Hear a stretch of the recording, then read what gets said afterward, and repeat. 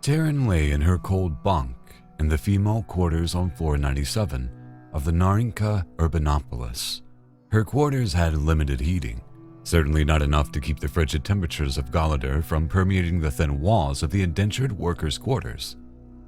Tarin wore as many layers of clothing as she could spare, but even that was not enough. Her fingers and toes having an uncomfortable aching numbness to them that never fully faded. Her restless slumber was interrupted by a shuddering, an earthquake, one of dozens that plagued Narinka and its 1 million strong residents each and every day. On the 97th floor, Tarin's quarters were only a dozen or so floors above the utility levels and not even a fifth of the way up the height of the megastructure.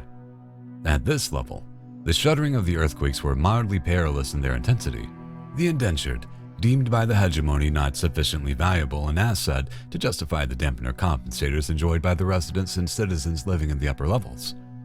As Tarin rolled herself from her cot, she was beset by aches and pains of a body complaining from endless days of unending physical labor and toil. She tried without avail to warm her hands on the small radiator heater in the center of the room, begrudgingly sharing it with 5 other indentured that lived in this small dormitory quarters room. No one spoke. That took energy, effort, and none had any of either to spare. Only 3 more months, Tarin whispered to herself, trying to motivate herself for the long and arduous day ahead. Her indenture agreement with the Narinka Industrial Corporation, the princeling-owned hegemony conglomerate that owned and operated Narinka Urbanopolis as a company town, was almost at an end. She was originally from one of the many hegemony colony and settlement worlds and hoped for a better life on Galadur.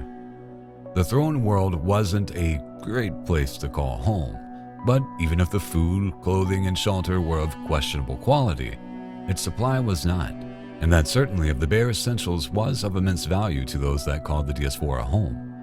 And of course, an indenturing contact was one of the few ways to relocate to Galadur and eventually have access to the opportunity for a comparatively better life that the throne world of the hegemony represented for its subject and citizens.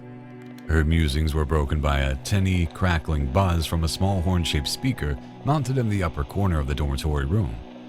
The sound was full of distortion and hiss, old equipment and weak transmission strength combining to inflect the impending announcement with an uninspiring drone. The following is a message from Prince Sebastian, president of the Narinka Industrial Conglomerate, a monotone voice declared, before being replaced by an oft-repeated sermon by the aristocratic, near-effeminate voice of a princeling of the hegemony. Good morning, my subjects and turfs. Today, I bid you good productivity in the name of our God King and my father, Galadur the 19th. Long may he reign.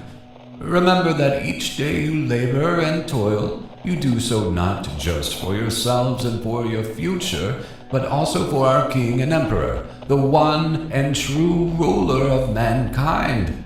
For it is through his divine revelation and celestial benevolence that we may all be guided away from the cruel darkness that besets the universe, and into the prosperity, security, and safety of a brighter future.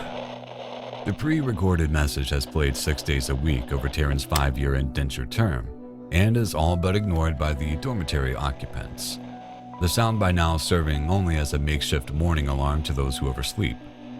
The sermon ends with a distorted click and is replaced by the initial dreary monotone voice. Acknowledgements and infringements are now being posted.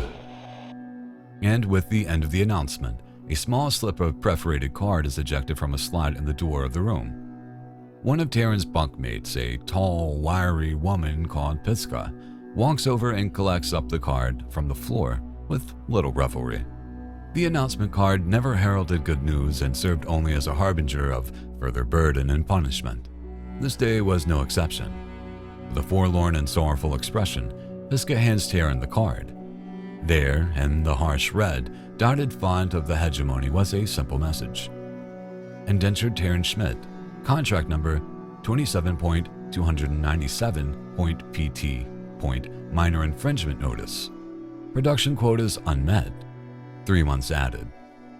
Any minor benefits yield to Tarin's motivation and stoicism by her previous self-rallying declaration of her remaining 3-month stint were all but squashed by this new reality. She immediately felt her momentary swelling of hope evaporating into mist, not unlike the cool air she expelled with each condensation-laden breath. But Tarin didn't react, at least not outwardly. This was the 3rd time her indenture term had been extended. It was something of a running joke that whatever contract term you signed up for with the hegemony, they always managed to find a way to add another 20% to the time, mostly through frivolous infringements and punishments. And of course, there was no recourse for appeal or protest, certainly not without risking further infringements and penalties being added. No, there was nothing that she could do. She simply pocketed the card in her tattered jacket and went back to warming her hands by the radiator heater and whispering to herself, "Only 6 more months."